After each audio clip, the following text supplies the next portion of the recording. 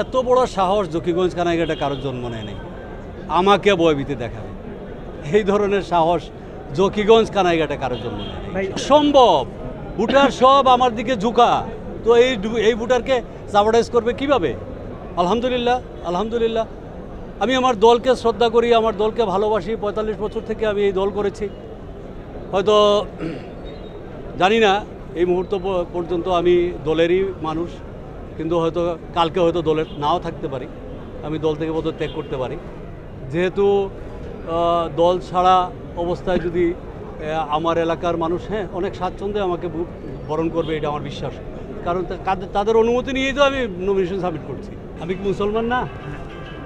আমি ইসলাম ধর্ম পালন করি না? আমি ধর্ম কর্ম সবই করি।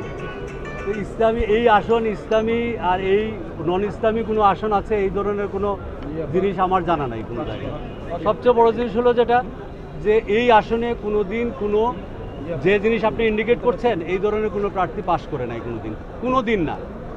বহুদা বিভক্ত যে অবস্থান, সেই অবস্থানের মধ্যে আমার সামনে এগিয়ে যাওয়াটা অনেক সহজ কাজ।